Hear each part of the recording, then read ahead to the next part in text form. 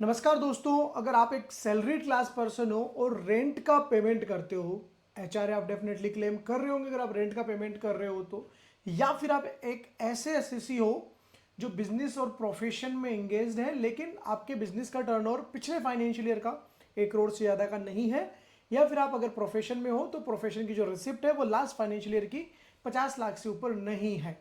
तो अगर आप इन तीनों सिचुएशन में हो और आप रेंट पे रह रहे हो और रेंट आपका जो मंथली है वो 50,000 रुपए से ऊपर है, अगर 50,000 से एक्सीड करता है अगर आपका रेंट, तो इस केस में बजट में एक अपडेट आई है दोस्तों। तो सबसे पहले ये जानना है कि अपडेट आने से पहले क्या प्रावधान था। तो अगर आप 50,000 से ज़्यादा का मंथली रेंट का पेमेंट करते हो टू ए रेजिडेंट, आपका जो लैंडलॉर्ड है वो रेजिडेंट है, तो आपको उस अमाउंट पे 5% से टीडीएस काटना होता है दोस्तों। 26QC के थ्रू आप वो टैक्स का पेमेंट करते हो, चालान जमा कराते हो, टैक्स रिटर्न फाइल करते हो टीडीएस से रिलेटेड, तो वो आपको जमा करानी होती है। लेकिन अब बजट में इसमें कुछ बदलाव किया है। क्या बदलाव किया है गवर्नमेंट ऑफ इंडिया ने?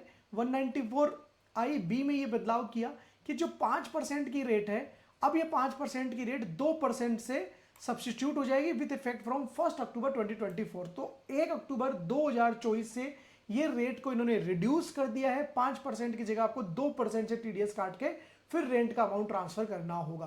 तो आपको ये ध्यान रखना है, अगर महीने का 50,000 से ज्यादा का रेंट आप पे कर रहे हो और उसको आप 194(I) में क्लेम नहीं कर रहे हो, 194(I) सैलरीड क्लास पे तो वैसे ही एप्लीकेबल नहीं है। तो अगर आप स्पेसिफिक सैलरीड क्लास पर्सन हो, रेंट का पेमेंट कर रहे हो, 50,000 से ज्यादा है वो रेंट का पेमेंट, तो 30 सितंबर तक तो प्रावधान है 5% टीडीएस का।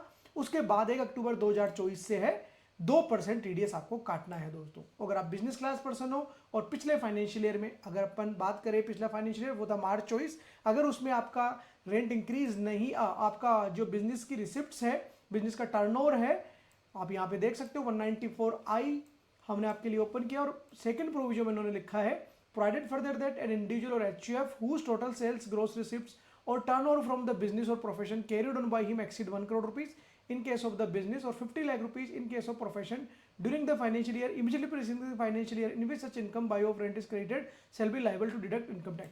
तो अगर 1 करोड़ से ऊपर और 50 लाख से ऊपर है तब तो आप 194(I) में आ जाते हो, और अगर इससे ऊपर नहीं है तो 194(I)B जो भी हम पढ़ रहे थे उसमें आप कवर हो जाते हो। तो 3 तरीके के पर्सन इसमें कवर होने वाले हैं दोस्तों। तो आपको ध्यान रखना है इन प्रावधानों का और इसकी कंप्लायंस आपको पूरी कंप्लीट करनी है दोस्तों। नई वीडियो में मिलेंगे नई जानकारी के साथ। Thank you so much. जय हिंद, जय भारत।